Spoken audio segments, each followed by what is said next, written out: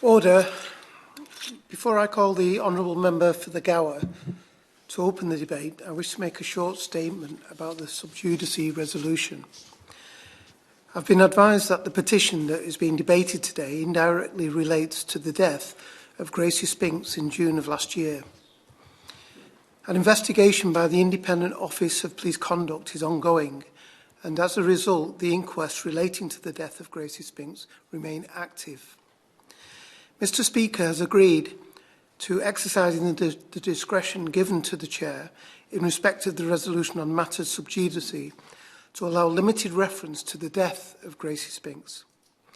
However, I ask that members do not refer to the detailed speculation on the circumstances surrounding the death, including the conduct of the police in this case.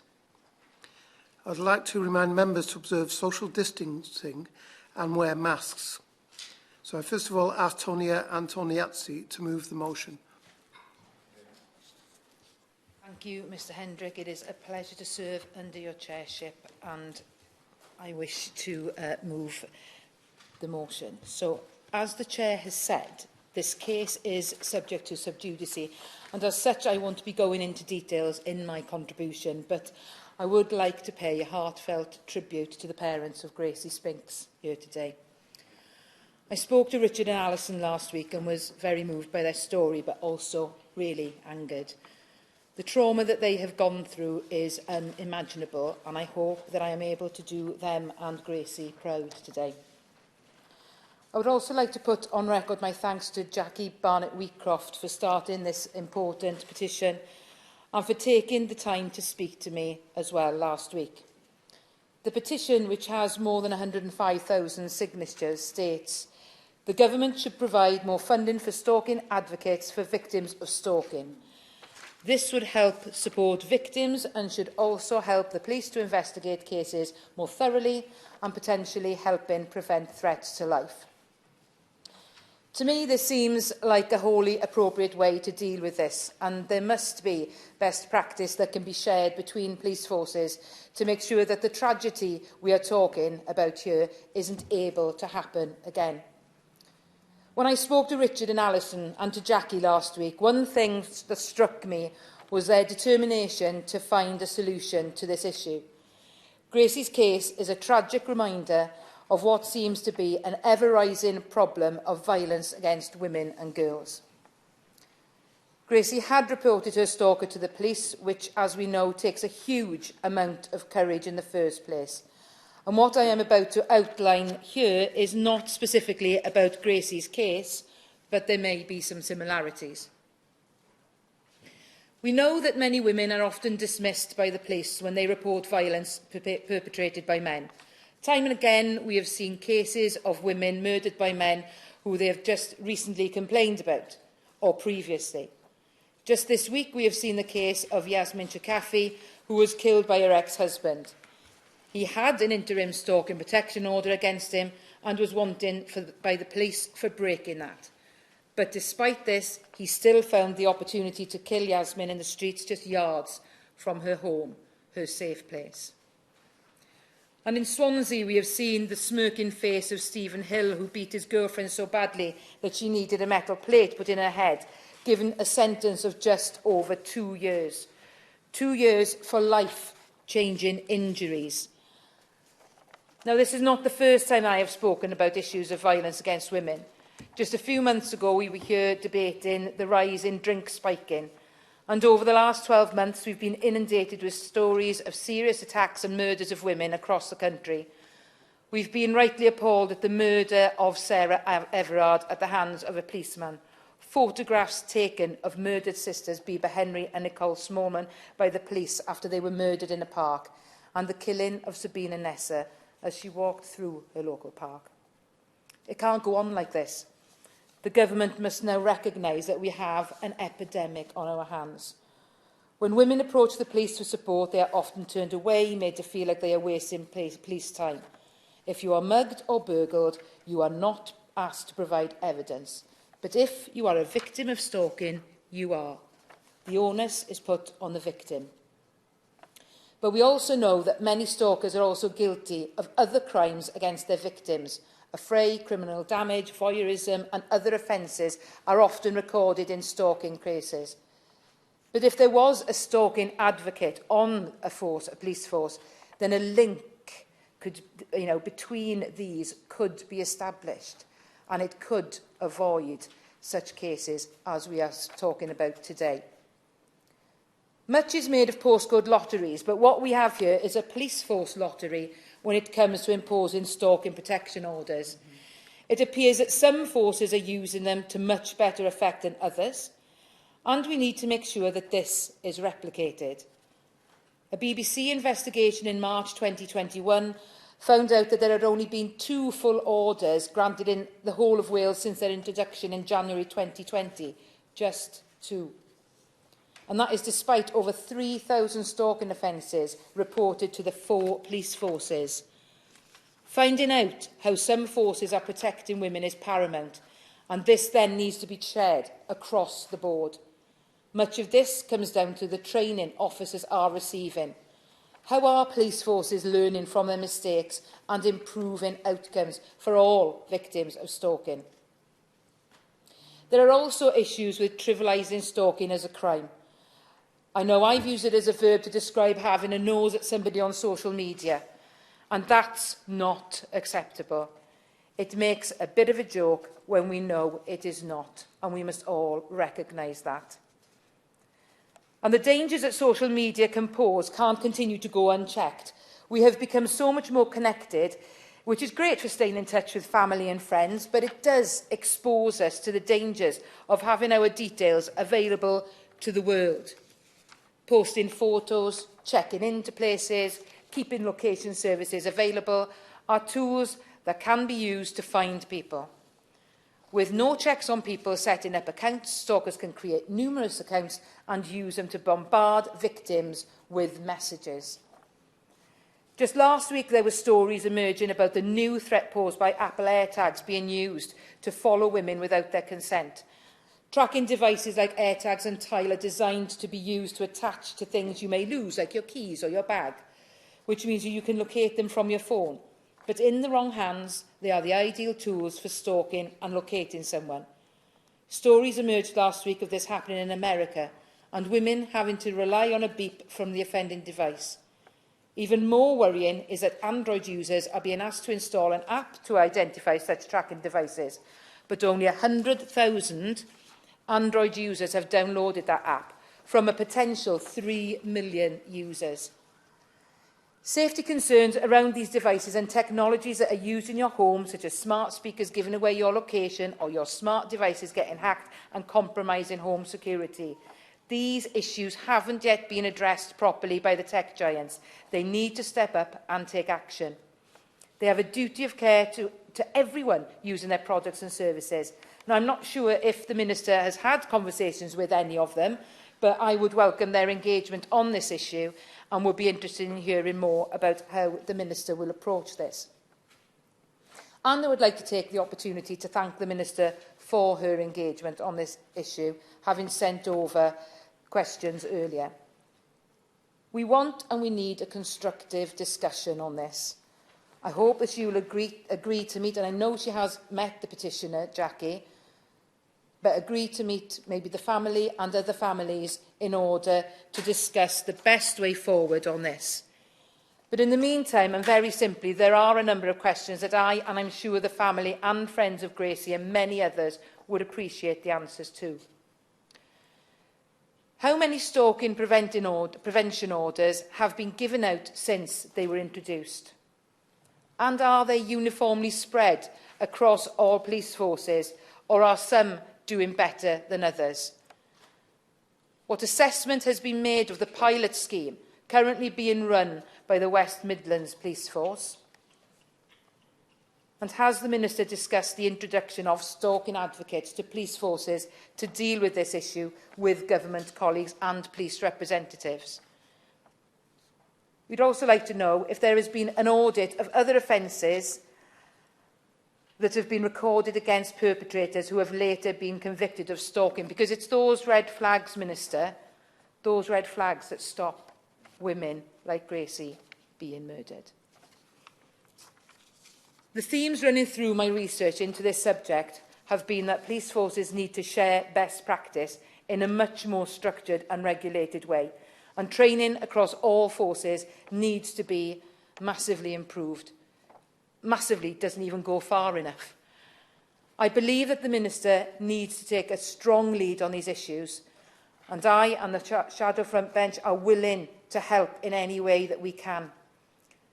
I would also echo the calls made in the petition for an advocate in each police force to be available to victims of stalking. Patterns of behaviour can be identified if there is someone who is looking for it, someone which many police forces just don't have the time to do. Women want to feel safe and we don't. Just look at this case. Look at the number of women who have been killed in the last 12 months. My honourable friend on the front bench, she reads out every year the amount of women, the number of women, and the names of women that are killed at the hands of men every year. And it is a stark reminder to all of us that we aren't getting any better and we need to address this. Look at the state of conviction rates for rape that have been released. Look at the Met's response to the Sarah Everard video. We must do better as a country, and I want to work with the Minister across the House to make sure that this happens. Gracie's parents have made it clear that they will not let this go, and I want to make sure that I won't let it go either. Things must change, and I will continue to fight for women everywhere who are suffering at the hands of men. Thank you, Chair. The question is that this House has considered E-petition 593769 relating to the funding for stalking advocates. I now call Mark Fletcher. Thank you, Mr Hendrick. It's a pleasure to serve under your chairmanship and an absolute pleasure to follow the Honourable Member for Gower, who already knows that she is one of my favourite members of the House, and I thought gave an exceptional speech there, incredibly powerful, and I fully endorse her comments around best practice and around advocates in police forces, and indeed the questions that she raised. I thought that she opened this debate in a really suitable and befitting way. Today's debate comes after some horrible events that were in the neighbouring constituency to mine, and the Honourable Member for Chesterfield is sat there, and indeed the Honourable Member for North East Derbyshire, who is unable to speak, is in the gallery today, and I know that this is an issue that is very close to his heart, and he wishes that he could speak, but his front bench role prevents him from doing so, but hopefully I will do him some justice as well. But the importance of victim support and to foster an open and honest culture around stalking, domestic abuse and sexual violence, where victims feel safe to come forward, is a massive challenge. And it is a particular challenge, I think, in areas that are that bit more rural and in areas where perhaps education levels aren't quite where we would like them to be. And I think also there is a question around the need for a well-resourced and locally engaged police force to protect communities like those in Bolsover. And I would like to offer my sincerest thanks to Jackie Barnett-Croft, or Mrs Barnett-Croft, for setting up this petition. I know this must have been a very difficult thing to do, to speak so publicly, and it really demonstrates courage and strength of character that she has brought the debate here today with her activism. And I should also say that I have met with the Minister about these issues in the past, and I know that this is something that she takes incredibly seriously, and I know that she will be able to go so far in her response, and that actually there is a big cultural issue that we need to address, but I know that she is incredibly committed to making sure that we make progress in this field, and that is before, of course, I come to the Shadow Minister today, who the Honourable Member for Birmingham Yardley, I think it is, forgive me if I've got that wrong, who I know is also, well, perhaps the most vocal and passionate member of the House, and something that we all very much care about. And actually, the fact that this was in a neighbouring constituency is reflected in the numbers that supported this petition today. Nearly 6,000 people in my constituency put their name forward, and I think that just shows the local strength of feeling. And having been a member of this House for 2 years and 1 month now, and having seen, well, we've had various iterations during COVID, but when the Petitions Committee has been functioning, I've watched with sort of envy as all of these emails come through every week with different petitions. And Bolsover has never appeared in the list of those that are most supportive. And so I can only say that it really does show what an important issue this is to my constituents. And again, I thank you for bringing it forward. And it's, we are here today to talk about the lessons learned and the need for further action. And it is an incredibly difficult thing to talk about, and I appreciate with the sub judice things that we are unable to go into any details. But it's also not the only high-profile case that has impacted my constituency. There has been another serious incident in Tibshelf where the police were able to enforce a restraining order, and it showed a response that was robust and effective. But these are harrowing ordeals for all of those involved, and it shows that effective intervention can and will save lives, protecting our families, friends, neighbours and daughters. Now, I am a Conservative backbencher, and therefore I do want to sort of give some defence of the fact that the government is trying to take actions on these fronts. But it is staggering that 1.5 million people have suffered from stalking in the past year. I mean, that is a number that is almost unfathomable, and I think has to be seen in a context of a challenge around masculinity and malehood. And I appreciate it is not only men, and that is a perfectly fine caveat, but there is a challenge around masculinity and malehood, and a culture around being a man that can be deeply corrosive and it needs to be challenged. And it is not a bad thing to be a man and to sometimes not know the answers. And I appreciate I am a man, albeit a gay one, and so some people won't like that. But hey, but the challenge around being able to be a man in this culture in which you are exposed to things on the internet that perhaps you weren't exposed to before, in which you are challenged by culture through different sources, in which you may not be as educated as you need to be. And again, there are often a lack of role models and a lack of people that can say, no, that is not right. And there is a challenge around that. And it's not something that is impossible to overcome, but it is undoubtedly something that we must focus on and we must acknowledge, and we must present pathways to ensure that this doesn't escalate to a point in which women and girls are threatened, because that is a horrible, most certainly will. Does the honourable member agree with me that education around consent and relationships is key in our schools? From the time that children are small until they become adults, that's a really important time. The good, healthy relationships and how to deal with everybody is the best time to get the message across. I thank you for that intervention. I agree wholeheartedly with what you've just said. Indeed, my husband, until not very long ago, worked for an organisation that used to go into schools to help spread tolerance and understanding, albeit in a slightly different field, and actually ensuring people from a young age are comfortable about having these conversations, are comfortable about their rights, and are comfortable about people who may be a bit different, is something that is incredibly important. And I have to say, just as a total aside, which I didn't intend to mention, but I visited Bolsover, the Bolsover school, the secondary school, only a couple of weeks ago, and was absolutely blown away by some of the tolerance and understanding that I saw there. It was a sign of progress from when I was at school, and of things being challenged that I didn't think I would see in my adult lifetime. And it's something that, there are, this subject leads us to focus on things being bad, but I also think it is important that we highlight where there is progress, and we praise that progress because it encourages others and other schools and other people to step forward and to learn. We certainly will. Just on that point, I thank the honourable member for being generous with his time, but that then leads us to believe that maybe we know it's great to see that progress, and that progress should be celebrated in schools.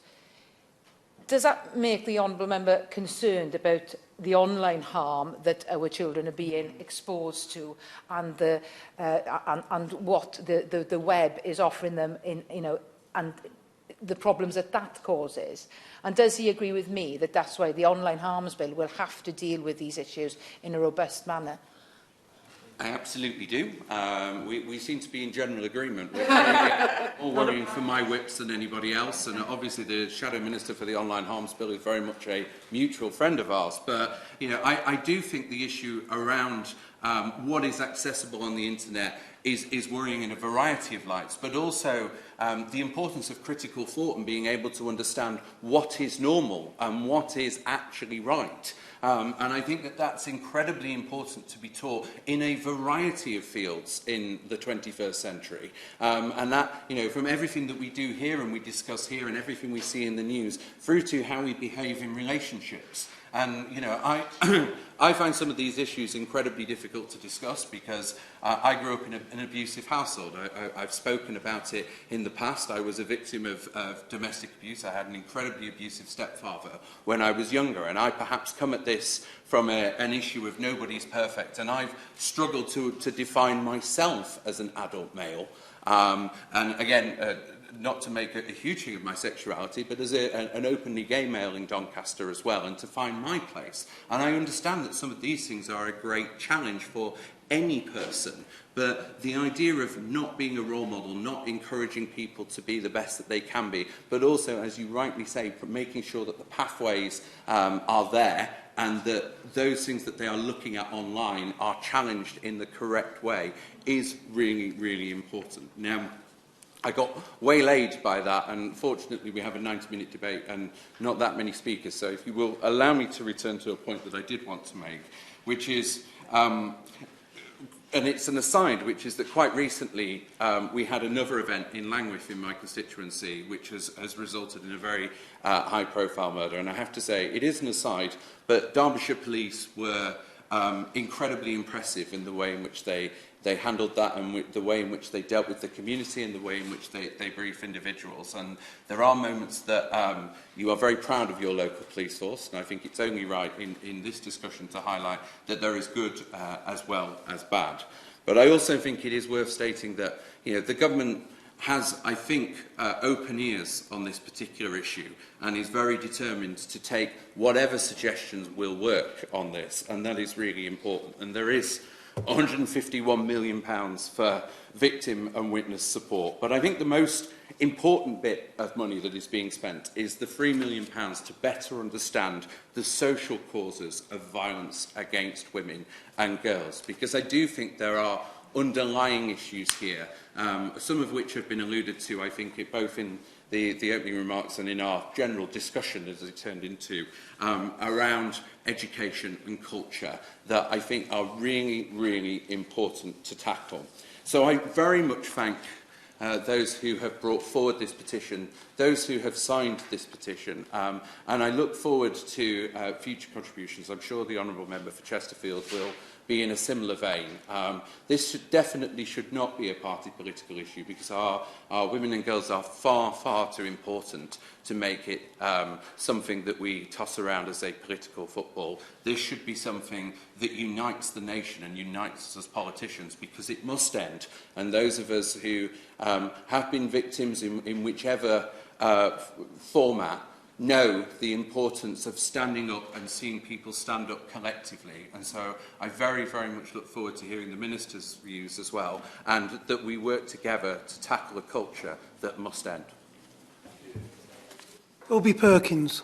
Well, thank you very much, Mr Hendrick. Great pleasure to follow my neighbour on that. It is a great shame that this debate coincides with the Prime Minister's statement today, because I know there's a number of people that would also have liked to have been here under different circumstances, but that's the vagaries of the political calendar, as we all know here.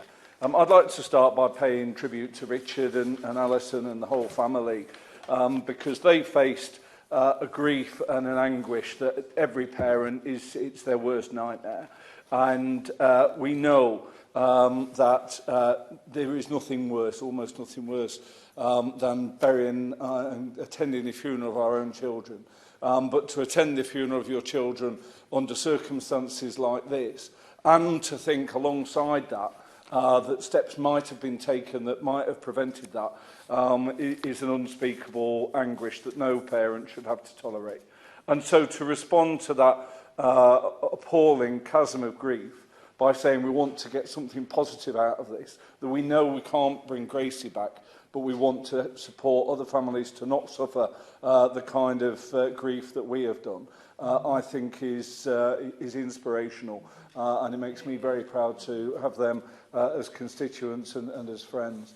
I'd also like to pay tribute to Jackie Barnett-Wheatcroft for bringing together this petition. And Jackie leapt into action when as soon as the funeral had passed, and initially introduced a paper petition which was taken on board by the entire community. Over 17,000 signatures went on that in just a matter of weeks, and Jackie actually counted them all, which was quite a performance.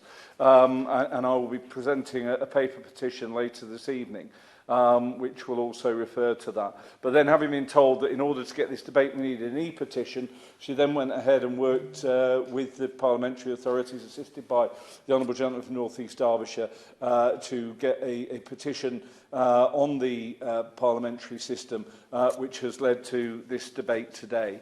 The funeral of Gracie Spinks was attended by thousands, and the murder of Gracie has sent shockwaves throughout the people of Chesterfield and far beyond, as the Honourable Gentleman from Bolsover referred to a minute ago. And I know there are many, many people in Chesterfield who would have liked to have been here if COVID restrictions hadn't have prevented that. But the outpouring of grief and anger that met Gracie's murder didn't just surface because of the tragedy of a vibrant life cut needlessly short, but also because of the sense that more could have been done to save her, and that the support that a victim of stalking receives is so often inadequate. And that's what brings us to this debate today. Gracie's family and the wider Gracie's Law campaigners are determined that some good must come from this appalling tragedy, and that we should all do all we can to prevent other families suffering the same heartbreak that Gracie's family endured daily. And this petition is an important part of that campaign. Now, when the petition achieved 10,000 signatures, the government responded to it and pointed to the contribution that they'd made to the stalking advocacy charity Paladin. They also referred to other stalking advocacy charities like the Susie Lamplugh Trust, and they referred to the Tackling Violence Against Women and Girls strategy. And I suspect that will be some of what we hear from the Minister today. But just like the Honourable Gentleman from Bolsover, I'll also be hoping that in recognising the steps that government have taken, there will also be a recognition that what the experience of Gracie's family and so many others tells us is that far, far more needs to be done. And I entirely agree with what the Honourable Gentleman from Bolsover said about cultural change, about the difficulties that some men experience in terms of recognising their role in an ever-changing world. But I do think that there needs to be a real focus within this debate on policing, on justice, on access to the courts, and on enforcement of the existing laws that are there, as well as, of course, trying preventative measures to prevent people acting in the way that stalkers have done. Now, in advance of this debate, I spoke to Paladin to understand more about the barriers that victims face and to hear more about what Paladin see as the steps that would make a difference. Now, they explained that stalking is often misunderstood, both by the wider public and indeed by police forces. It can be misrepresented as domestic violence, But in Gracie's case, and indeed in many cases, there's never been a relationship between the stalker and the victim. Some victims have never even met their stalkers, and the nature of the offence is often misunderstood and incorrectly recorded.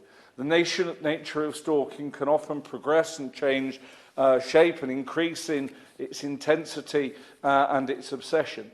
And it will often also be a series of acts, some of which are in themselves criminal offences, and others of which are not. Offences like vandalising a victim's car or making malicious communications then end up being recorded as a series of individual, different criminal damage offences, rather than being recognised as a collective campaign of stalking.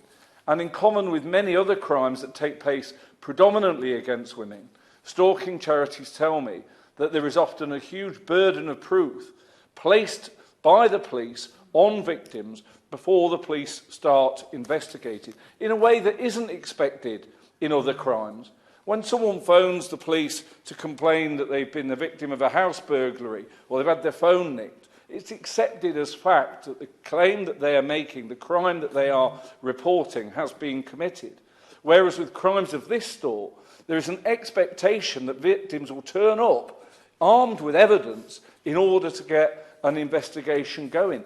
And that frustration at the lack of investigation and detection that takes place is a common complaint of stalking victims and their families. Alongside the physical manifestations of stalking, the majority of incidents of stalking will often have an online aspect, which could be threats made online, could be posting things that are designed to be embarrassing or intimidatory. It could be posting abusive messages and posting about doing harm to a victim. Now, these aspects will often leave a footprint, and if police followed up and investigated the online presence of accused stalkers, they'd identify the evidence that they need. But because these events have often been recorded as criminal damage or malicious communications or other lesser offences, the wider investigation simply doesn't happen. And a lot of the evidence that I've heard and seen in this case is that if only a number of different events had been pieced together in a single picture, there might have been greater support for Gracie. So this petition asks for government to increase funding to ensure there are people advocating for victims of stalking in every police force. And I think that this aspect of the petition is an incredibly important one that I really want to stress to the Minister, because the response that the Minister gave was about, in response to the petition when it reached 10,000, was predominantly about supporting stalking advocacy charities. Now, charities like Paladin do amazing work going into police forces and training up officers, providing a kit that officers can utilise. But what we need is that culture within the police force, and not a junior person doing that, but someone with the authority within that police force to ensure that that culture changes and that every single police officer operates in the ways that we would want our own daughters to be protected if it was us who were reporting this to the police. Now, the postcode lottery or inconsistency of service, both from force to force and even within forces, depending on which officer picks up the case, is entirely unacceptable. And the need for all forces to have in place a specific senior case manager with an appropriately senior ranking to ensure that stalking is properly understood and appropriately policed is urgent. So I want to stress this point, that when we talk about stalking advocacy, yes, we're talking about supporting those charities, but we're also talking about an advocate inside that police force who is going to make sure that the voice of victims are heard. But I think there are other aspects that we can deal with here in this place. My honourable friend from the Gower referred to sentencing and the appallingly lenient sentences that were handed out in the case that she referred to and that we've all seen. It really is imperative that government recognise, and I'll speak in a moment a bit more about the impact of stalking on victims, but it is important that, that the government recognise the physical and mental torture that stalking operates on its victims, and that the sentences are appropriately severe. It is also crucial that this backlog in courts is tackled, because you cannot underestimate the number of people who go to the police and then find 12, 18, 24 months later that offences that have been reported have still not got to court. And often victims will be in a position of saying, I simply can't cope with waiting for this any longer. I want it over. And they will, as a result, not go through with the process, and the perpetrators will get away with it. And often they will hear about the appalling situation in our courts and decide not to pursue the case with the police. In Gracie's case, it was very much a case of her just wanting it to stop. She wasn't looking to necessarily pursue the legal aspects at that moment. It was about wanting the appropriate support. And so there are a whole variety of victims out there that are being failed by our police, that are being failed by our sentencing regime, and are being failed by the fact they're unable to get into court to have their cases heard. And each of these are really central to this question, as well as all the important points that are raised within that strategy around the culture, around tackling perpetrators, around trying to discourage and other aspects. We need to make sure we get the policing, the sentencing and the court availability right. Now, as I said a moment ago, Mr Hendrick, there is a key role for stalking awareness charities like Paladin, and they do great work improving the knowledge base of police forces.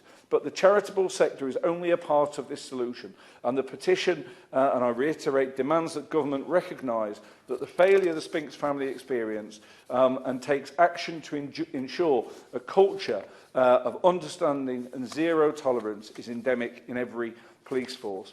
A specific stalking advocate within the police force would be expected to have regular oversight of stalking cases and ensure that officers developed the understanding and the skills that is too often lacking. Gracie Spink's case had the most appalling ending imaginable, the nightmare of every parent. Thankfully, of course, most cases don't end in violent murder, but the impact on all victims of stalking is profound. Stalking victims aren't free. They're constantly looking over their shoulders and forced, more than the rest of us, to be careful. They go out to their cars in the morning, wondering whether it will have been attacked. They open their post, wondering whether they'll be greeted by an abusive message. They turn on their computers, wondering what will have been posted to them or about them. Every time they answer their phones, they don't wonder if it will be a PPI salesman, but if the anonymous number will be spouting a torrent of hateful or disturbing abuse. They develop the habit of looking out for a certain car. Every red Ford Fiesta gives a victim a chill of fear if that's the car they know their perpetrator drives, until they can assure themselves that it isn't that car. Not all victims of stalking end in a graveyard, but they are all scarred. And it is so important that we give them the support that they need. There are male victims and female perpetrators of stalking, but it is predominantly a crime by men against women. It is about power and control, and whilst it can take many forms, its effects are always debilitating. So, Mr Hendrick, this petition is one of tremendous importance, as is the Minister's response. I was asked in a TV interview today how important this debate was, and I had to say I don't know. It's all really about the actions that the government take from it. We all know that we're in the process of discussing a huge number of issues in this place, and I think there is a widespread across the political spectrum desire to take action and prevent stalking. I'm absolutely certain that the Minister takes this as seriously as I do, but it's a case of whether the resources and whether the legal backing and whether the sentencing support and whether the determination to address the court shortage and whether all of those steps that need to be taken for us to be able to look the family in the eye and say we've genuinely done all that we can, whether those are the steps that are taken. So the petitioners demand that the government recognise that the steps that have been taken so far are not adequate and that standards of policing must improve for stalking victims. We are in the later stages in this place of the Police and Crime Bill, and we're told that the government are also intending to bring forward a Victims Bill. Both of these would seem appropriate vehicles to bring forward a Gracie's Law to ensure that not only is funding provided for a stalking advocate in every police force, but also that it leads to better protection for victims of stalking and that those obligations on police forces are written into law. We can never say, Mr Hendrick, that Gracie Spinks will be the last victim of a stalker. Tragically, that's almost certainly not the case. But we can resolve that we in this place will do all we can to ensure that police forces understand the crime and have the resources to tackle it, so that more families like Gracie's aren't left asking, why wasn't something done?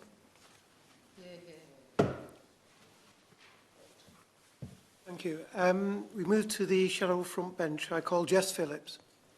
Thank you, Mr Hendricks. It's a pleasure to serve under your chairmanship. It's also a pleasure to follow my honourable friend from Chesterfield and, in fact, follow all of the members who have spoken. The hardest but most rewarding part of my job since being a Member of Parliament is getting to know the families of women and girls taken by violence against women and girls, male perpetrated violence against women. It is always a total honour to meet the families, and I'm always totally bowled over by their resilience and desire to change the future for the better for other women. And Gracie's family and the case of Gracie's Law is absolutely no exception. It is never going to bring people's families back, but the desire to change something so that other families won't end up with their daughters' names being read out on a list. And I have yet to read out Gracie's name on the list. I will do it in March. But we have to all do whatever we can to make sure that that list gets shorter, not longer. And to the point made by the member for Bolsover, who is an honour to debate with you about these matters, is that this is a totally cross-party issue. There was a time, even when I first got here, where I may have questioned some people's views on these issues. And there was certainly a time when I started working in violence against women and girls services where I absolutely felt it was a party political issue, where some political parties, and not necessarily just the one that he's a member of, didn't take it as seriously. I don't think for a second that that is the case. I don't believe for a second that there is any political party in this building that doesn't care about this issue. I don't doubt for a second that the Minister doesn't care very, very deeply about this issue. But it is my job and will be my job for the rest of time to point out where things are going wrong and what needs to be done about that. Quite rightly, the member for Chesterfield has pointed out that in the case that this particular petition hinges on, it was not a case of a domestic homicide. It was a case of an unrelated, not ex-partner case. And I actually, you know, it's almost never that I think this. I actually think that those cases are even harder to prosecute and to get action on because there is at least a base understanding in most police forces now around the idea that stalking is part of a pattern of domestic abuse. So the role of stalking, however, in domestic homicide must also be acknowledged and the seriousness of this crime and what it can lead to. Half of stalkers who make threats act on them, and some of these end in murder. Jane Monckton-Smith, who has written extensively about what leads up to a fatal situation of stalking. Her study of 358 criminal homicides in the UK, which all consisted of a female victim and a male perpetrator, revealed that stalking behaviour was an antecedent in 94% of all murders. So this is something very, very serious, and it's an alarm bell that should be being rung so loudly in order for us to end the most serious of crimes. Between 2015 and 2017, an FOI request by news platform Vice and Paladin, who has already been mentioned, the stalking charity, revealed that 60 women were murdered after they reported their partner, their ex-partner or stalker to the police on grounds of domestic abuse and stalking. So 60 women had reported, and that's just in a 2-year period. I stand here as a Birmingham member, actually, and I often outline that 3 women are murdered a week on average every year. Well, in Birmingham, in the last 9 days, 3 women have been murdered, or killed, should I say. It just seems relentless. But in these 60 cases in this 2-year period, these men all had a history of harming other women, yet there was no proactive risk identification, assessment or management of the perpetrators. A previous history of stalking or abuse and a pattern of coercive control within a perpetrator's relationship with his victim have both been identified as stages in the 8-stage domestic homicide timeline outlined by Jane Monckton-Smith. In short, stalking is an identifiable precursor to killing. We must see it as a pattern of behaviour, and it must be appropriately identified. An intervention can save a woman's life, and we must ensure that reports are acted upon. And the advocates that this petition calls for would undoubtedly help that.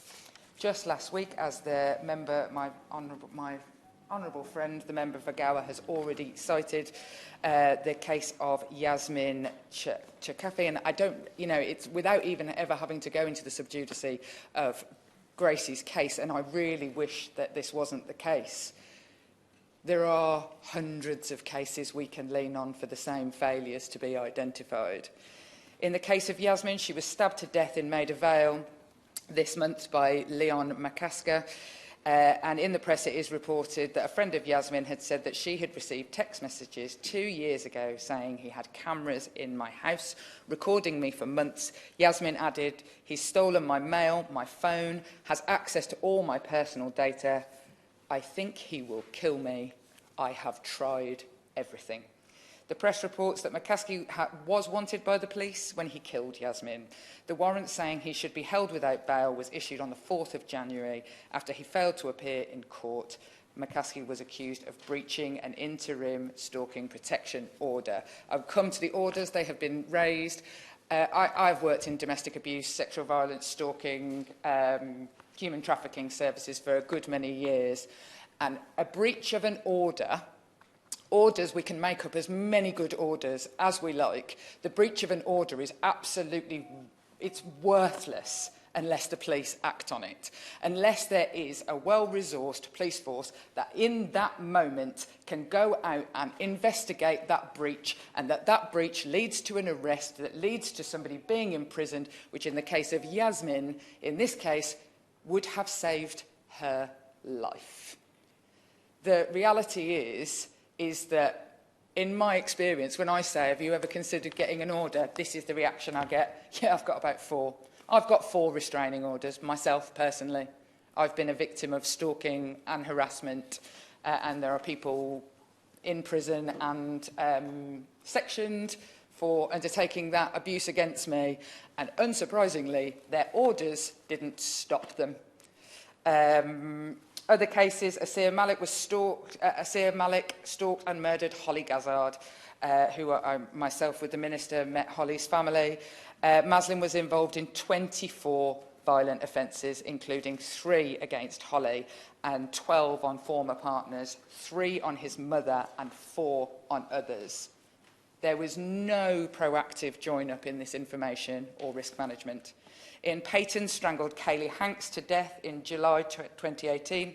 He had strangled 3 other people, including his ex-partner, before he killed Kaylee. There was no risk assessment or risk management of his behaviour.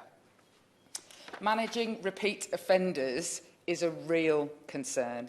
Research indicates that up to 56% of those charged with stalking go on to re-offend after prosecution. And we already know that that is a tiny fraction that will have been prosecuted in the first place. Perpetrators' histories are not checked and links are not made. 2 HMIC inspections revealed deeply troubling findings. In the 2014 inspection into police responses to domestic abuse revealed no risk management of perpetrators, and the HMI, it changed its name in the intervening 3 years and got a lot longer, the name, HMICFRS Inspectorate Report Living in Fear in 2017, the report Living in Fear, which was specifically into stalking, revealed that 100% failure in every police service and Crown Prosecution Service across the 6 areas it inspected.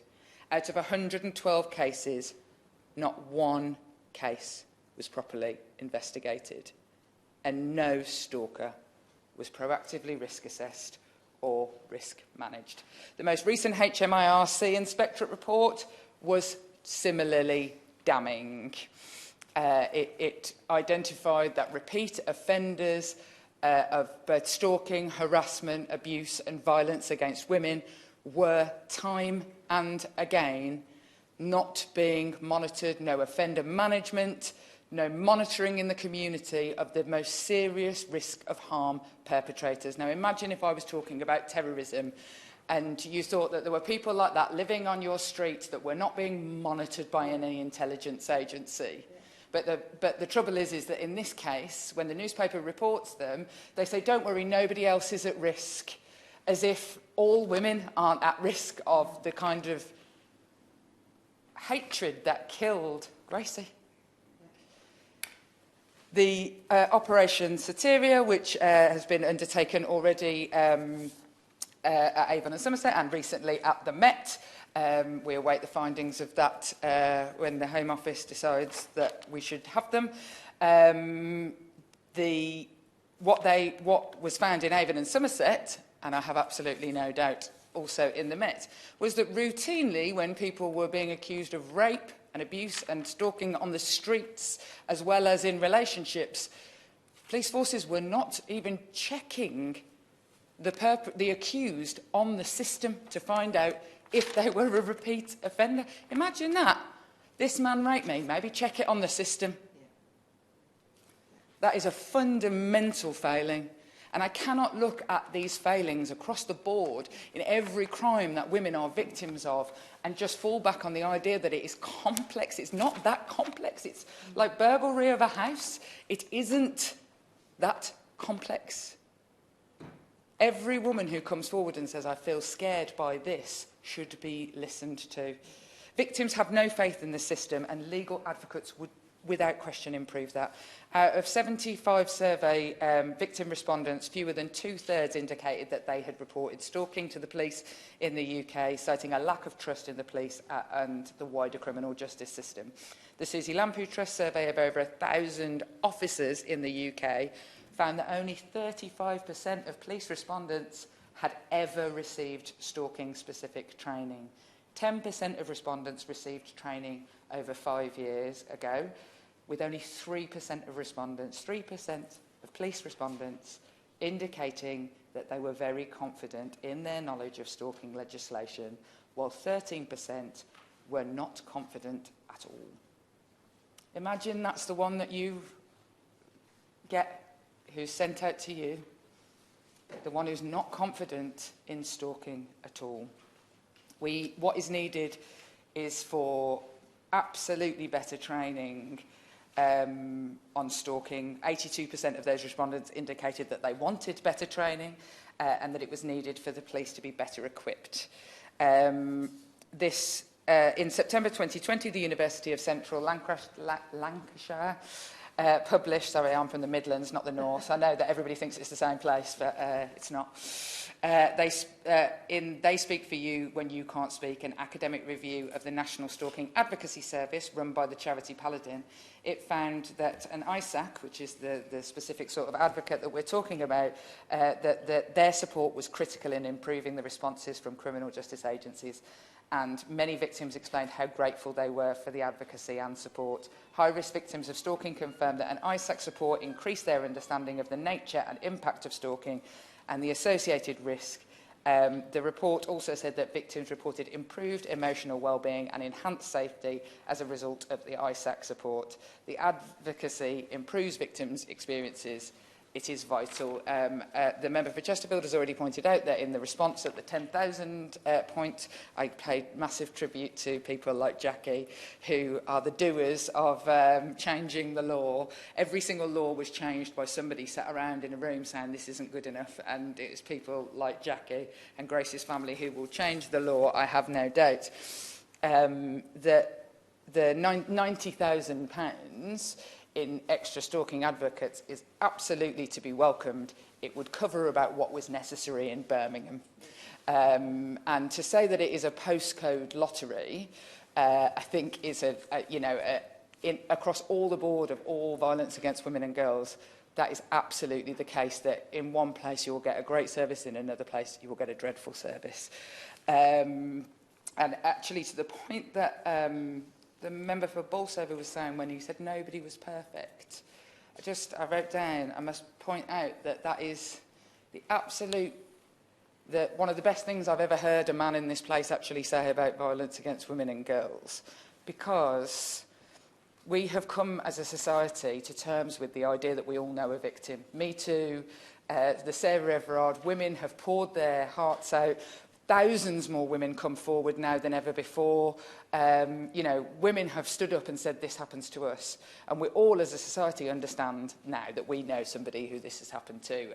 When people like you saying it happened to you, people like the Honourable Member saying it happened to him in childhood, it's really, really deeply important. The bit we haven't come to as a society, and we won't stop this unless we do, is the bit where we all know and love a perpetrator of violence and abuse. And statistically speaking, if we all know the victims, unless there's one very prolific, horrible man, we have got to come to terms with the idea that these people are not the monsters necessarily that they get described as whilst they do dreadful, monstrous things. The people who stalk and abuse and rape and beat women and girls walk freely amongst us all the time. And until we can all come to terms with that as a society, whether that's through education, cases like Gracie's will keep on happening. We have to accept that these people exist and that they need monitoring and they need actioning, and we need to listen to the voices. What the Honourable Member for Chesterfield said about police reform is vitally important. As somebody who's been, I was a ISVA, an independent sexual violence advisor, and they have existed for 20 years, that sort of advocacy. And for a good long spell, that massively improved the conviction rate. And we have seen them tumble and tumble and tumble. So the advocacy in and of itself, without proper police, it has to be complete prioritisation, and that needs to come from political prioritisation. It is no longer enough, as we continue to fail to monitor repeat offenders and fail to follow up on case after case when people come forward. It is no longer good enough for us in this building to sit here and say, we're going to have a strategy. It's up to police force areas what they decide to do. And with the greatest respect to the officer put in charge, Maggie Blythe, put in charge of the violence against women and girls, when I had a meeting with her, what she told me was, well, I do have to expect police force areas to take it on. She has no teeth to say, you have to do this, otherwise you'll lose your job. That has to come from the Home Secretary. Yes. I agree entirely with what my honourable friend says. And I was reading in detail the response from the government to the petition when it reached 10,000. And there was a specific line in there: the College of Policing provided a set of new advice products on stalking for police, first responders and call handlers. And in November 29, it released a new product for investigators. Now, you know, I no doubt that they're very useful things, but it requires it to be compulsory, and it requires real leadership from the very top of the police force that this is a priority. Not that it's something that's available for officers to avail themselves of, but it's something I want to see every single officer doing, and I want to see the recommendations acted upon. I 100% agree. I will take you back to my terrorism analogy. Imagine if we allowed them to freestyle on how they dealt with terrorism, that we didn't have specific tasks that police force areas had to follow. We never have the same priority given to male violence against women. It is never ever considered to be the most pressing. If you were to look at the number of cases that comes through the door, it is over 20% of all police call-outs is violence against women and girls. Do we think that they get 20% of the policing budget in any area? Can we all guess? I don't want to turn it into a pantomime, Mr. Chair, but I think we can all guess that they don't get anywhere near that. The reality is that this has to be driven with the political will that the 100,000 people who signed the petition showed. That the member for Bolsover, proud of his people, that this was the issue that mattered to them. The country have spoken again and again in the last 2 years, more so than they ever have before, to say this issue matters to us. In the wake of Sarah Everard's death, in my lifetime of working in this, which is now seems like many lifetimes, I've never known the country be quite so pushing on this as an issue of political will. These things will only change when every police force area knows that if they don't do it, the chief constable's going to be sacked. This will only work when allocations of budgets come from government. And whilst I like the 152,000, the Minister and I both know that at least 125 million of that, the Minister and I both know, because it's been announced quite a few times now over the years, is going to refuge. This has nothing to do with the police. It will be going to local councils to offer refuge accommodation, not necessarily to the standard that I would like to see it, but still better than nothing. The reality is we've got to say in here now, crime-wise, this is our priority, and we're going to push it through to the bitter end. And so that when a Prime Minister stands and says that the single most important thing that a leader can do, and the first line of government is the safety and security of its citizens, that in their heads they're remembering that women and girls exist.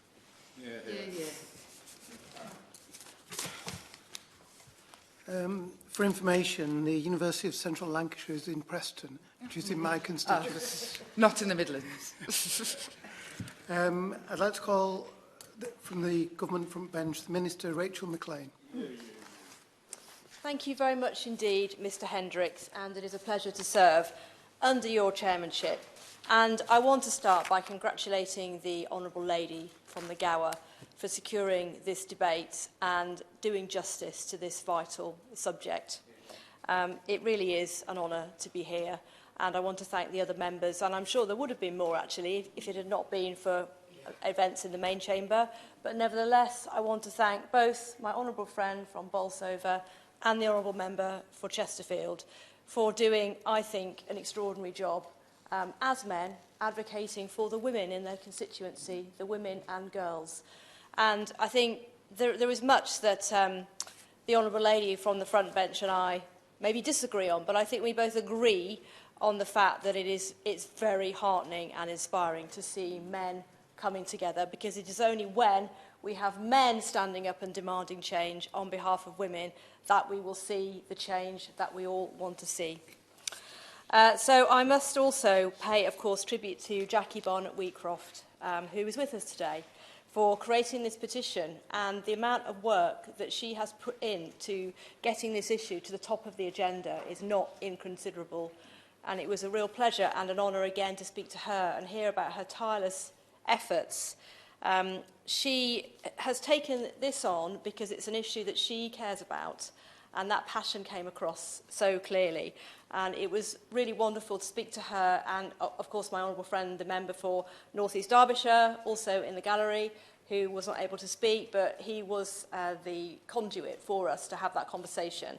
And I really want to pledge again that I will do everything I can in my power to help her with the work that she's taking forward to set up the charity. And I know that it will change people's lives and it will be a massive source of support. So thank you so much to her. Of course, we must honour Gracie Spinks herself. Her name is not mentioned in the actual petition, but this is a tribute to her. Mr. Hendricks, you enjoin me not to sort of transgress beyond what I'm allowed to say. This is a live case, given the investigations of the IOPC. But that doesn't prevent me from expressing my total shock and horror at reading about the awful events. And I know that everybody has shared that. And it's a wider issue than the area that Gracie comes from. I've had my constituents from Redditch who've also signed this petition, as I'm sure has happened across the country, because we can all relate to this senseless act when we read about it. Whether we're parents or not, it doesn't matter. It's a tragic and senseless loss of a life. So can I please extend my deepest sympathies and condolences to Richard and Alison, who are in the gallery today, and I can only begin to imagine how terribly they must have suffered. I know that, Richard and Alison, you've also put a tremendous amount of work into the petition, and I want to thank you for the work that you've done, which has resulted in us discussing this today, spending an hour and a half of our time and dedicating effort, and this is only the start of I think, the change that you all want to see. And I do want to take some time, Mr. Hendricks, and I believe I do have enough time to set out what we are going to do, what we've already done, and what we will continue to do, as you have requested us to do, rightly so. So let me start by talking about... Could I just remind the Minister that we do want the Chair of the Petitions Committee to respond to this? Thank you for that reminder, Mr. Hendricks. I'll make sure I leave enough time for the Honourable Lady to do that. So, stalking is at the heart of our Tackling Violence Against Women and Girls strategy, which we published in July. And it is worth sort of stepping back and reminding ourselves why we had to have this strategy. We had to have the consultation, which received the greatest number of responses to any government consultation, which does, I think, really highlight the need for this work and the way that we must all keep fighting and pushing, and I include myself and the Honourable Lady from the front bench, to keep this at the top of the priority list for government and for members across the House. We all have so many important things that we have to focus on every day in our lives as parliamentarians, but it is absolutely the case, and the Honourable Lady has referred to this, that this is now a topic that the public care deeply about, and that was reflected in the responses to that strategy. Of course, that was an immediate response to the wake of, in the death of Sarah Everard, but many other women, of course, and we all know the work that the Honourable Lady does in reminding us of their deaths every single year in Parliament, and it is right that we continue to honour them in the work that we do to take this forward. So, in order to reduce the risk of perpetrators committing further offences, the strategy at that time confirmed that we launched a fund for police and crime commissioners to run programmes to address the behaviour of domestic abuse and stalking perpetrators. And these funds are to provide programmes to cover a range of different methods for tackling stalking. I think it's right that we recognise that it is only recently that stalking has actually come onto the statute books in quite the form that it has done, and our understanding of this is not quite as well developed as it is in many other serious violence against women and girls crimes. That's why it's important that we have these programmes and we evaluate the evidence so that we can understand what works. They include, for example, the development of a multi-agency stalking intervention project in Cambridgeshire, to the development of the compulsive and obsessive behaviour intervention programme in Surrey. The aim of them all is to encourage behavioural changes in order to reduce the frequency and gravity of abuse presented by the perpetrator and thereby crucially to improve the safety of and protection for the victim. As members have mentioned, the strategy also refers to our commitments to improve the use of stalking protection orders. We introduced these orders just 2 years ago, which can protect victims of stalking at the earliest possible opportunity and help to address the behaviour of perpetrators before they become entrenched or escalators. They are flexible. They have the power to put requirements, both positive and negative, on a perpetrator, and I am proud that the government has introduced these. We do know that there's more to do here. We know that some forces have been applying for more of these than others. So the strategy, the VORG strategy, confirmed that the Home Office would work with the police to ensure that all forces make proper use of the orders. And that's why, Mr Hendricks, I have recently written to all Chief Constables whose forces have applied for fewer stalking protection orders that might have been expected, to encourage them to always consider applying for an order in stalking cases. I did that in October and I received responses from a number of forces, and they did set out the measures that they are taking in order to make sure these orders are being used appropriately. And I'm pleased that one of the responses I received was from Derbyshire Police, who rightly are taking a number of actions, including the delivery of a force-wide training programme specifically for stalking offences. The force now regularly review... Yes, I will give way. Yes. Just specifically on that point, it is my understanding that stalking protection orders are only used to respond in around 2% of stalking cases, of stalking arrests as of June 2021. I just wonder if she could tell us if she's expecting, any factor of increase after her letter to and the police saying they're going to do this. So maybe it will go from 2 to 4%, or, I mean, obviously I'd like to see it in more, but just, is there any forces? I thank the Honourable Lady, and yes, absolutely want to see the number go up, and we will be publishing the figures as soon as we are able to do that. But I think the debate has rightly focused on the response of the police, not only in Gracie's case, although I'm not commenting on that, but generally across the country. And so I do want to take some time to talk about some of the things that the police have done. The Honourable Lady from Yardley referenced the 2017 inspection, where there are a number of failings, if you can put it that way, in the police response. Since then, it is the case that the forces have identified a number of improvements that have been taken forward, and they have published a National Stalking and Harassment Improvement Plan. Every force now must have a single point of contact for stalking, and there was also a change in the Home Office crime counting. This is a point mentioned by the Honourable Gentleman from Chesterfield. They must ensure that stalking is recorded as the main crime before anything else, for example, as criminal damage. And I think that is a very helpful point. I will, but briefly, because I don't have very much time left, and I have a lot to say, if you'll forgive me. Okay, well, thank you. On the question of the single point of contact, is that a single point of contact for the victim, or is that a single point of contact case managing the cases? And if so, can you tell us a bit about the seniority of that officer? Well, I will respond to the Honourable Gentleman in writing with that, because I can't do justice to that in the time that I have left, if you'll forgive me. I will come back to him on that. I do want to get on record some of the other vital protections and improvements in the police response across the country.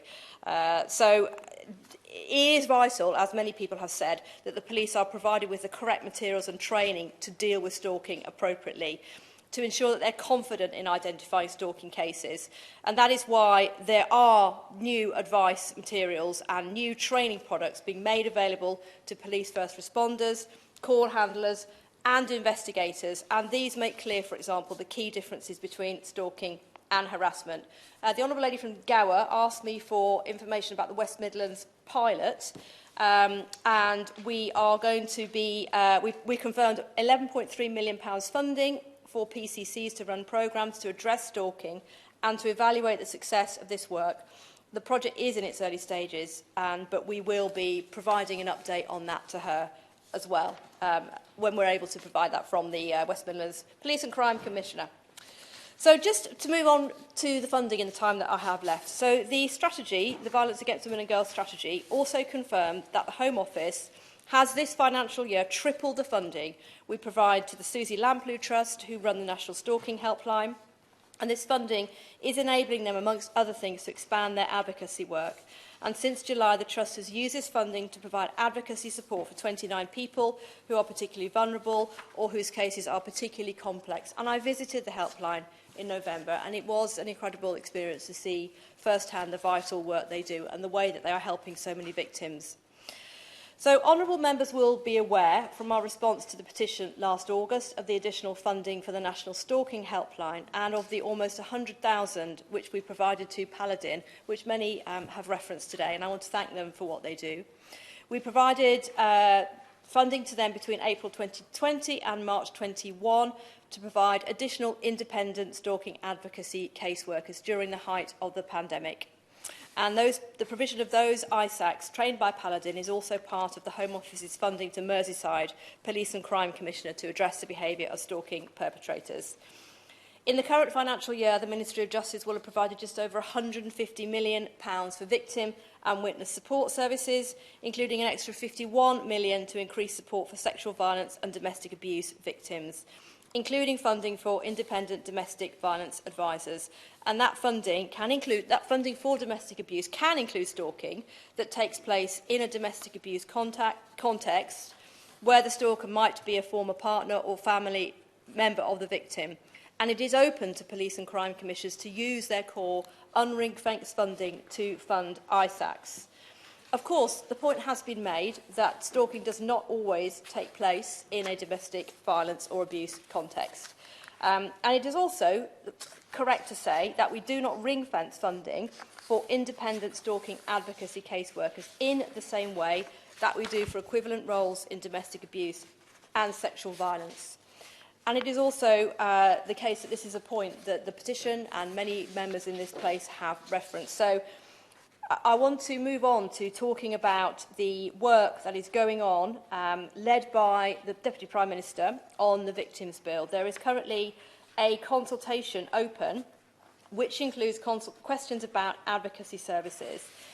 That consultation paper is clear that it does focus primarily on domestic abuse and sexual violence advocates, and that is because we do have a more developed understanding of these positions and government funding for their roles and what is needed.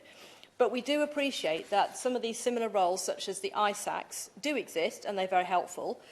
And there are questions in the consultation that can apply equally to all advocate services. So that consultation remains open till Thursday of this week.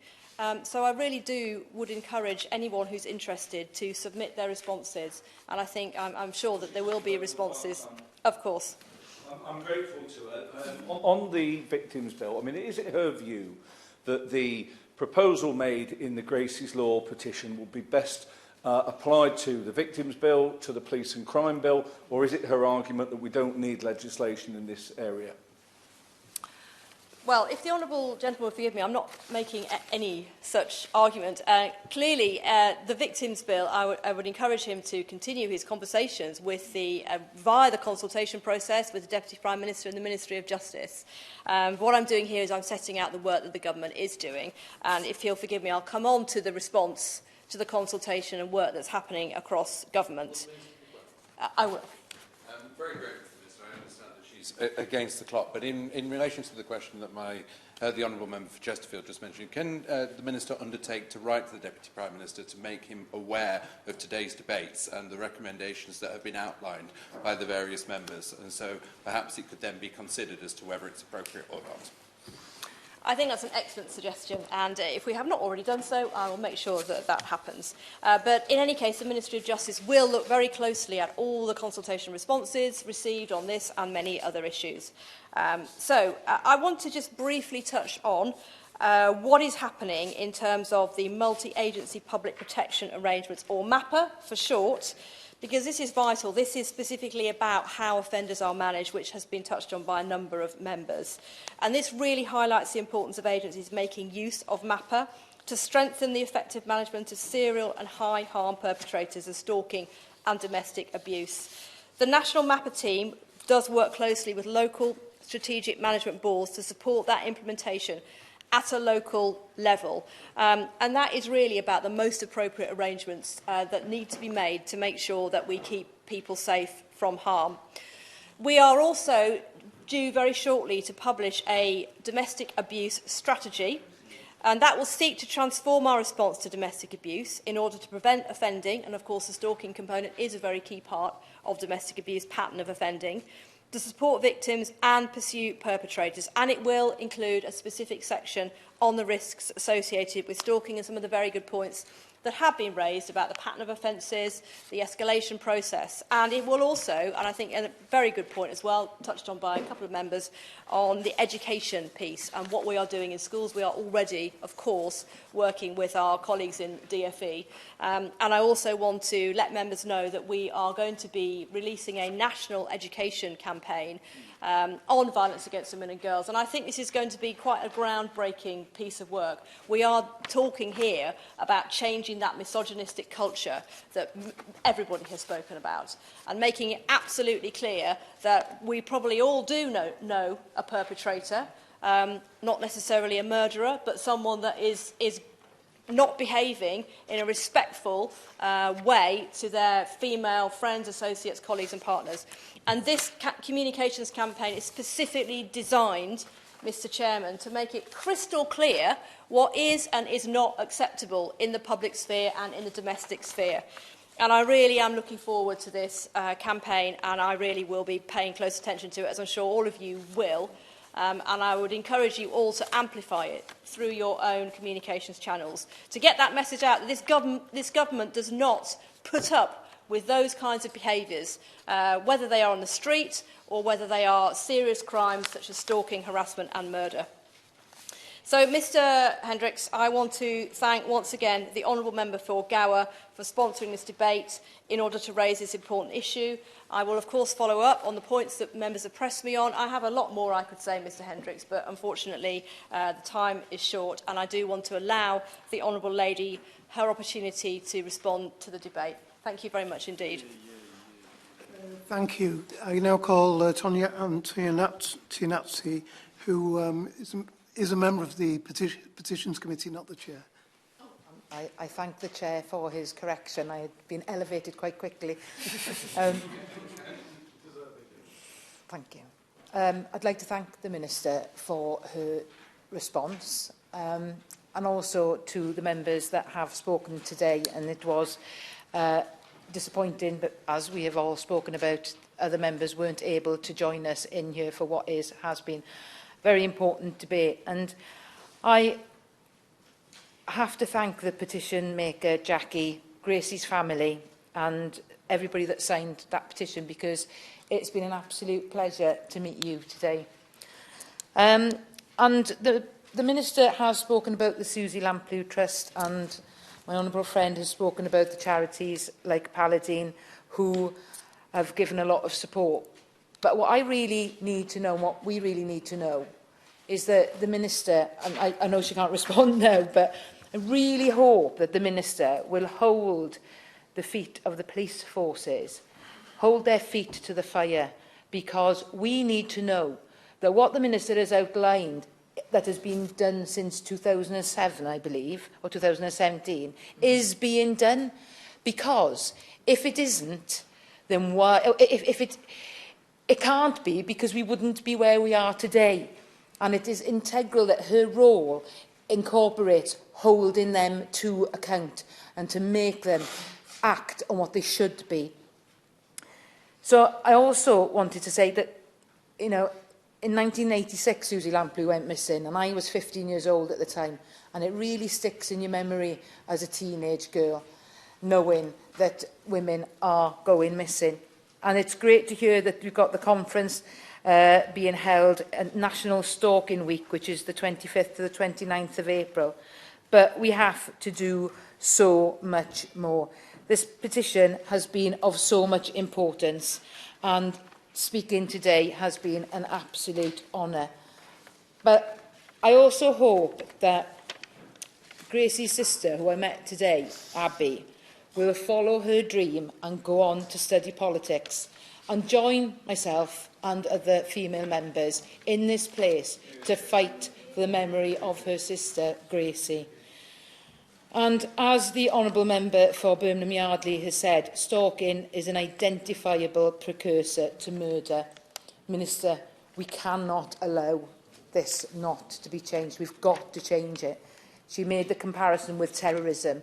You know, we know where our terrorists are. We tag them. We look after them, look for them. We need to do this for terrorism.